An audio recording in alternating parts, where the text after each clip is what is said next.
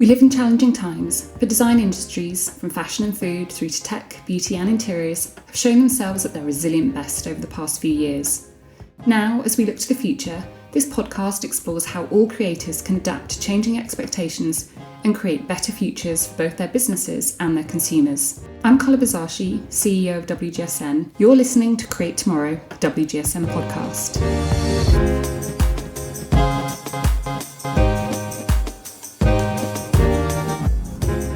Dust off your glitter balls and get your champagne flutes out. 2022 is just around the corner. In what has been another year of ups and downs, we're only days away from wrapping it all up and looking forward to the clean slate of a brand new year. At WGSN, that means nailing down the key trends for the coming year and ensuring you're set for a super successful 2022. So what can you expect to see trending next year? This week, I'm joined by Andrea Bell, WGSN's Director of Insight, and our Creative Director, Lisa White, to talk through the team's most significant trend predictions for the coming year. So without further ado, let's start the conversation.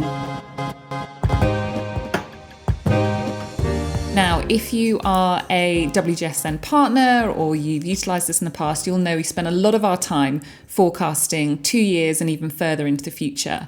But every year, without fail, we shine a spotlight on the trends that we think are going to be big in the following 12 months.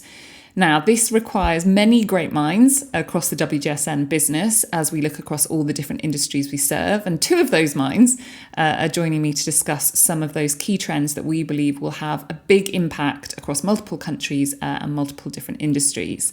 So let's start and talk about money, Andrea. So one of the topics that's on our list, one of our key trends, is around crypto rewards. So we're not talking about cryptocurrency. Everybody knows about that. That's, been there, got the t-shirt and maybe, made or lost a little bit of money. Talk to me a bit about crypto rewards and why is this important that, brands really need to be thinking about it if they're grappling with that kind of retail space and customer loyalty as well? It's again, with the crypto rewards, I feel like this could be a whole other podcast. But what's fascinating about crypto rewards and why they're kind of coming in really strong for the Western market. I mean, it's something we discussed at WGSN. And in the East, they've been there for years. But it's really bridging those gaps to those new loyalty systems. The win for retailers and brands, which I find fascinating, is the more effective data analytics. And we know data is the big drive, the big thing fueling digital commerce. But some interesting players have entered the field. MasterCard announced they're actually integrating crypto rewards into your loyalty system. So what that means in layman's terms, essentially you can earn those crypto rewards that you can then spend in NFTs and your digital wallet and, of course, the metaverse, which we can not shy away from. But beyond the kind of credit card solutions or the finance solutions, some interesting e-com players are joining it. So my personal favorite is Lolly. And it's an e-com shopping platform that gives me 30% cash back, not crypto rewards, for everything I spend with shopping. So again, it's kind of a double bubble loyalty program. And I think the really interesting thing that we're obsessing about on Insight, Consumer Tech, kind of all the platforms, is the driver of the digital wallet. And that's where crypto rewards comes in phenomenally strong. So digital wallets, they're external, they're customer facing. You can kind of signal a collection, but it's really important for forecasters. And what we do every day is it's connecting you to a community, but also it broadcasts your trends. So for trend forecasters like ourselves, we're so ingrained in digital wallets right now. So you mentioned the metaverse. Now, just to put everyone's minds at rest, we're not putting the metaverse as a key trend for 2022. That's here. It's part of our kind of, vernacular already. But there are a number of the trends that we have identified that kind of are fed by the metaverse or are going to feed into it. Andrea, do you just want to touch on a couple of those? Yes, again, metaverse, whole other session. I feel like it's all we're talking about, every client needing. But what we're really seeing is the meta economy coming into play strong for 2022. And this is truly the integration of brands, designers, virtual worlds, selling and creating those NFTs, but also looking at the NFTs and a phygital platform. So the biggest one we're tracking is obviously Nike filed a patent for Crypto Kicks, which is an NFT sneaker, but it also unlocks a physical sneaker. So the idea being you're driving footfall in store, kind of getting this exclusive reward, but you're also maintaining that metaverse, building it, getting that data. One of the questions I think we get asked a lot, and I know Carla and Lisa, you guys have been asked this, I feel like every meeting the past month, but how do food and beverage brands play in the metaverse? What does that look like? We've nailed it with interiors. We're still there with digital fashion. I would say the best example is an NFT example. So it's not necessarily building a food metaverse, although you can meet in a virtual coffee space, but even some fun ones like Pizza Hut's pixelated NFT pizza sold out like crazy. Who knew a pizza that was pixelated would drive loyalty? And you know what? I guess I need to eat more pizza because I was not on that trend. Yeah, I mean, I use my little focus group at home, which is three step boys, and this is just part of their language at the moment. This is not new stuff, and any brand that wants to be targeting that younger consumer needs to wrap their head around it. And that's not just about the products; that's also the people you have within your business as well. We are advising that multiple different brands sitting in fashion, beauty, food and drink, where are the gamers in your organization? You need to be hiring gamers at the moment because they know this stuff. It's completely just part of their day-to-day, and it's going to become part of the day-to-day for multiple different generations. And if you want to sell to consumers, whether that's virtually or actual physical product, you need to understand this better. Now, we've started in this virtual world. You did mention that does mean we might actually still be getting a hold of physical objects. But what that does create, there's always this kind of yin and yang, the kind of flip and flop here. Lisa, talk a little bit about why senses are still going to be important. We still want to touch things. We still want to feel things in real life. Which are the key trends that we've identified here that are super important? Well, I mean, there's a couple of them because, what's really important for our senses is the fact that, we have been kind of deprived in some ways of them, we've been behind screens all the time. So we're really seeing in a bunch of areas the importance of tactility. And I know in tech, we've been talking about soft tactility, which has been so key. And it's really looking at silicone type textures and also things that you can almost feel with your eyes, even when they're on screens. And that's been so key. And we've been seeing that coming into the interiors universe as well. And it's something that we're calling digital cozy. And it really kind of came with the idea of the ambient rooms that we were seeing a lot of during lockdown, where people were just kind of like settling down with a cup of coffee and going into Hogwarts and, reading a book and the rain's dropping. And, this is just all online. But being able to create that sort of feeling in real life is actually super interesting. And we've been seeing designers starting to design things online. This could be with Animal Crossing. This could be somebody like Andreas Reisinger, who created the most amazing chairs and seats that were so tactile that you got the impression you could reach out and touch them. And lots of, creators of furniture decided that they wanted to work with people like that, taking these renders into something very, very physical. And so Moi, for example, and Nilüfer Gallery, they approached Andreas Reisinger and said, listen, we would like to actually make that chair, and we'd like to make it exist in real life. So there was a chair with Moi that he did. It was called a Hortensia chair that looks like it's absolutely blooming, and the tactility is absolutely amazing. And then there were other chairs too that were more squishy that he did at the Nilüfer Gallery. So we're really seeing this flip-flopping back and forth between digital and IRL. And so things are, curvy, they're puffy, they're rounded. And one of the things that launched at Milan, this last year in September, was Sabine Marcellus for Hem. She created this poof that looks exactly like a digital donut. And even when you're in the room with it, it's knitted so well that you have to reach out and to make sure that it's real. So we're really seeing this tactility just go back and forth between digital and IRL. I love that kind of, it's playing with our senses, right? And when you do stare at a screen, and like we were talking about how much we stared at screens pre-pandemic, but it has been, just amplified multiple times. It is important. You kind of need to make your eyes work. You need to make your senses work to remind yourself there's that physical world out there. So I think it's really interesting how designers are kind of tackling this topic. Yeah, getting back to what you were talking about earlier, actually, you and Andrea, because I'm going to get on in the metaverse thing as well, too. And I know one of our trends also for 2021 is about the physical metaverse, and that whole idea of all the amazing things that could happen in the metaverse to people. They'll want those in real life as well too. So taking those digital experiences and bringing them in real life is going to be super exciting from a brand and a retail point of view. Best of both worlds, right? That's what consumers are demanding. We're greedy folk and we like to have our cake and eat it. And that's going to be the challenge that brands and businesses really need to tackle.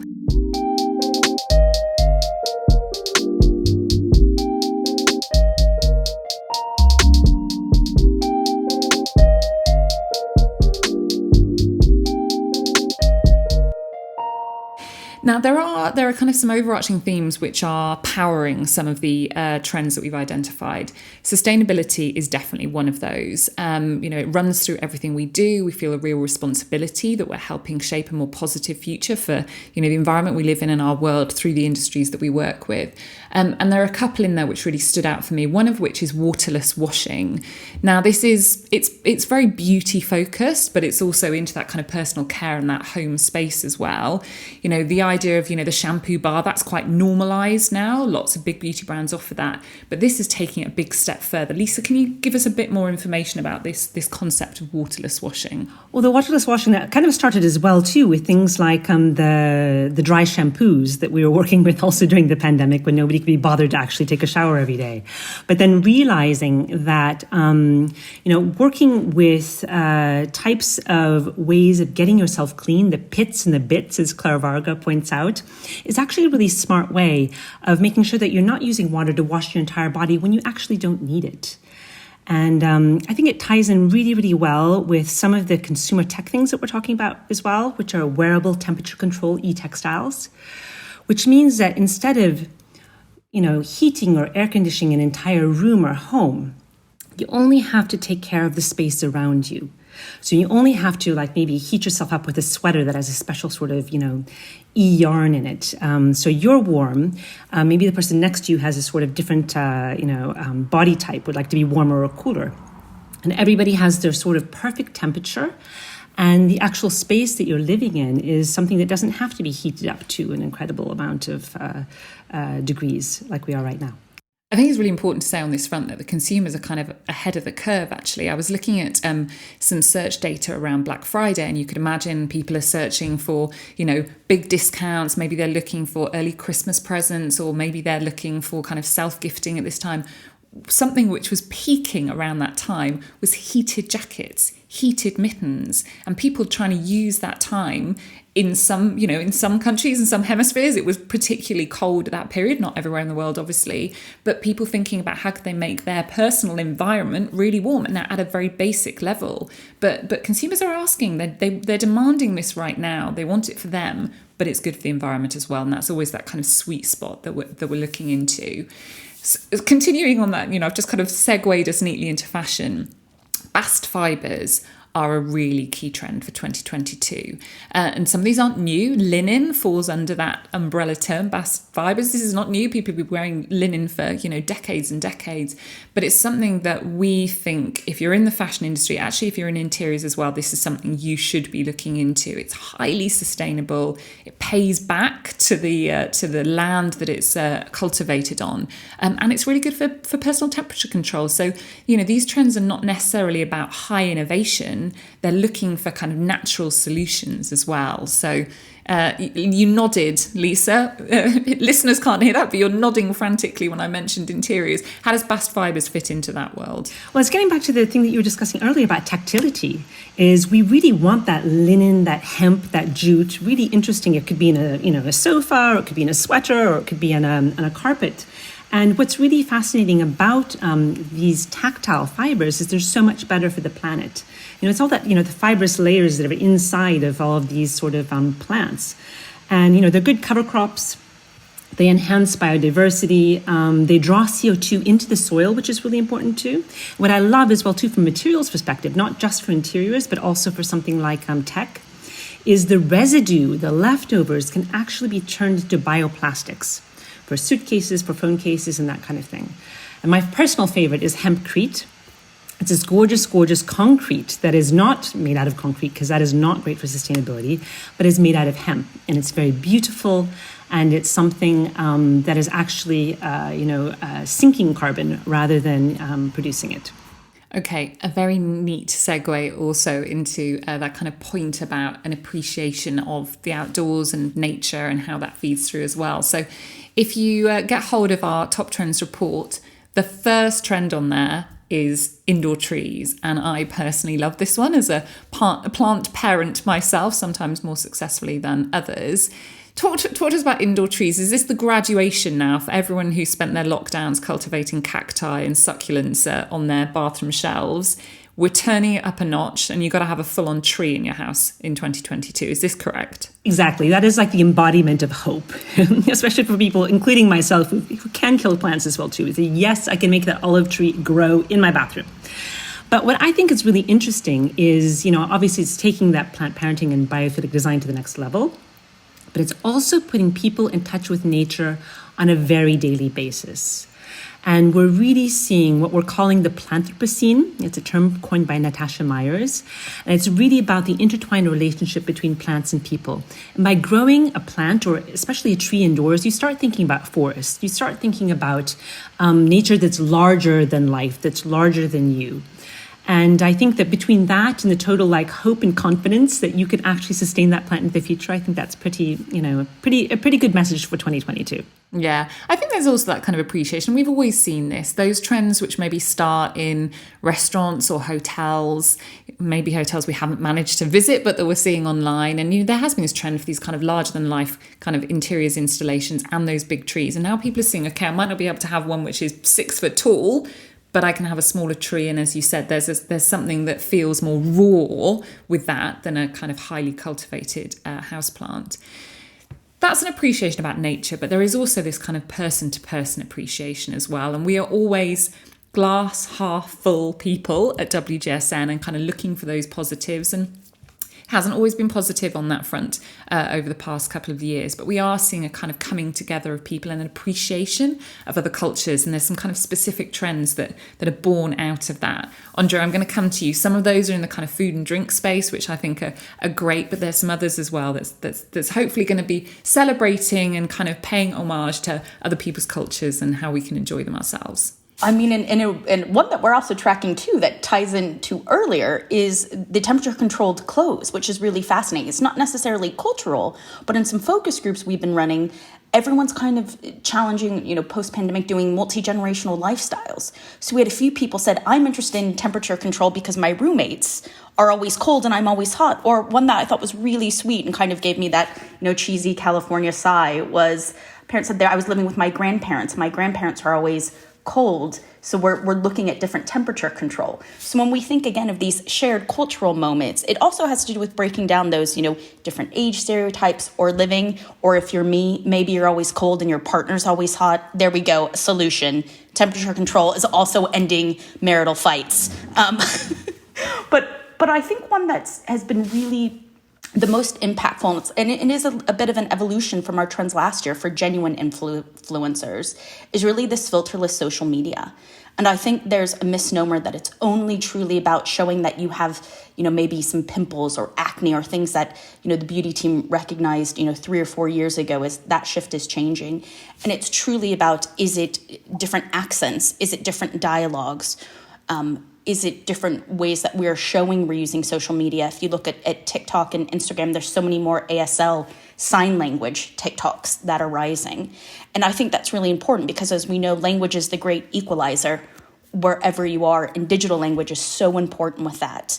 And it's really tying into how do we speak to one another?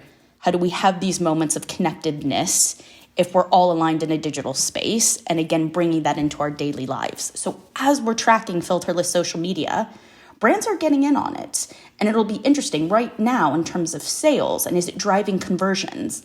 The one that I think everyone should kind of take away from this podcast is what Lush is doing with the anti-global social media policy. And I don't know if you guys saw the big announcement, but for our listeners, they've basically wiped themselves off social media. And they said, we are truly committing to having one-on-one conversations with our shoppers, with our consumers. Will it work? Well, head back to us next year and we'll do a follow-up of what were their sales like this year. But I think it's a huge statement. Well, I think what's really interesting about that is they've also spoken about the fact they know it's going to affect their bottom line, and they're absolutely okay with that. There are certain platforms that they will continue with, and they've talked about, having the videos and things like that still be accessible. But yes, it really, I guess it's taking that trend and putting their money where their mouth is, that they're going to act on it. And I was lucky enough to spend some time with the founder of Lush many years ago, and I think he's a very inspirational individual. And I think where they go, many others will certainly consider following. But yeah, let's see how it bears out in the results. So part of this, and certainly fueled by it, are a couple of trends that in certain parts of the world you are going to say are not new at all. And one of those is the Chinese spirit, baijiu, which it outsells most Western spirits even today. But what we're seeing is something that is huge in China, always has been. It's not an on-trend alcoholic drink. It is what it is now being kind of taken and utilised in kind of hipster bars around the world and high-end restaurants. And we're certainly seeing some of those kind of borrowing from other cultures in that food and drink space. I kind of love this one as a consequence. It kind of feels to me maybe it's kind of the world coming together in a really nice way and seeing something that's been appreciated and enjoyed by certain countries, and then the rest of the world saying we'd love to get in on the act. So any thoughts on that? Are you going to be consuming baijiu in the future? Is that going to be your kind of tipple as you go into 2022? I'll try any cocktail once. And quite frankly, what I love about cocktails and drinks like that too is they are really cultural communicators. And we've seen how different cocktails have traveled around the world during lockdown. Before lockdown, gin has been so big for such a long time. And I'm really excited now that baijiu is actually going to be more well-known outside of Asia because, as you said, it's the number one drink in the world. And if you take a look at all the innovation that's come with gin drinks and the beautiful bottles and the packaging, I think we're going to be seeing some really exciting innovations, not just in the way things taste and different ingredients that will be mixed in with the baijiu, but also the graphics and the packaging will be really exciting.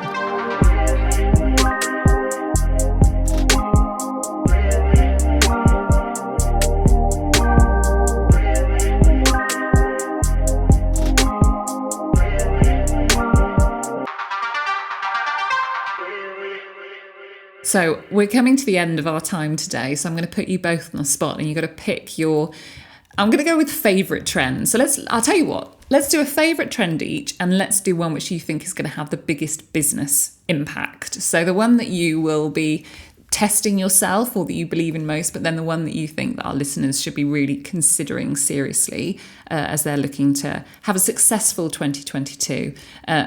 Andre, I'm going to go to you first because you're at the top of my screen as I'm looking at you right now. You knew I was going to do it. My favorite one is spiritual coaching. It's a Southern Californian girl in me. I think it's really fascinating to look at personal coaching in a different way and just the booming business that it's driving. There's a mental health aspect. There's a physical aspect. And I think no matter what age you are, 2020 and 2021 kind of gave us that need to reflect and unwind. So I would say spiritual coaching, definitely top of mind. The one that I think every single company should be solving for or figuring out how to strategically partner with is direct-to-avatar economy. There's so much in there, whether it's from the digital goods market that is continually growing to also just being able to test very quickly what products you should be investing in and SKU counts. To Lisa's great comment earlier about the chair that was created in Metaverse and then it was created in a physical aspect. So if you think that the direct-to-avatar is just a Sims 2.0, I would say it would be definite misnomer, and to look at what your strategy is for 2022 and how to grow it. Okay, Lisa, your turn. Okay, mine are kind of related, actually. One of the things that I'm really, really excited about is that fermented beauty. And as they're saying in the beauty department, kombucha for the skin. Because I always think that so many things come through food and drink, and the whole idea that people are, eating and drinking more fermented things, and now that's coming into the beauty sphere is really, really important. And it's taking a look at good bacteria, and we've been pushing aside bacteria for so long, antiviral, antibacterial, to the point, that we've actually gotten rid of a lot of beneficial bacteria. And it acts as a natural preservative, which is great for food and drink, and it's great for beauty. We're seeing bacteria in different types of dyeing as well, too, like Faber Futures, is dyeing clothing using bacteria. In architecture, we're using E. coli as a building material. So I think that whole bacterial and fermented space is really, really interesting. And that kind of goes to the one that I think is going to be really important as well, too, which is koji. in the food and drink sphere, which is that fermented fungus. And like baijiu, it's something that we've actually been eating and just didn't even know about it. You can, find koji in, for example, miso, and lots of people love miso soup all over the world. So, and it's interesting too, because we've been tasting it and using it, and, it's got that umami flavor, but we're finally going to recognize it. And as you know, we were drawing out and illustrating our key trends, it was really hard to draw koji. It's just been this kind of secret ingredient in things too. And I love the fact, too, that it ties back to one of our key trends from last year, which was mycelium. And we really saw mycelium scale this year to the point where Milo is now going to be launching very, very soon some fantastic Stan Smiths in Milo mycelium leather. So that whole fermented bacterial fungal thing is obviously going to be my favorite. It's a little out there, but I think it's really going to happen. Amazing. Okay, so I'll wrap things up. My favorite trend on this list are flying taxis. So I love the idea that this might be coming to the masses in the not too distant future, a way to get me from A to B super fast. 2021 has been the year when I've finally gone into the electric car space. We've got ourselves an electric car, which I'm absolutely loving. I'm dealing with the anxiety about how you get from A to B and making sure we plan all our stops. But so I've joined that bandwagon, and I'm very happy to get on the flying taxi one as and when that appears in this country. But I think the trend for me, which I think all businesses should be considering, is actually our colour of the year. So every year we work with our sister company, Coloro, and forecast a whole colour palette for multiple different industries, but there's always one key colour which we think will be impactful across every industry that we're talking to. And orchid flower is that colour for 2022. It's this amazing, intense magenta colour, and it kind of captures that appetite for joy and positivity, which we're really seeing. And we know the percentage in terms of consumers considering and making a final decision about buying a product, it almost all comes down to colour. So whether you're thinking about clothing, whether you're thinking about interiors, whether you're thinking about tech, whether you're thinking about the packaging for food and drink, or beauty products, or the actual lipsticks and eyeshadows, I think orchid flower is going to be key. So go and search that after this podcast and kind of immerse yourself in that beautiful, uplifting magenta colour, which we're loving so much here at WGSN and Colour at the moment.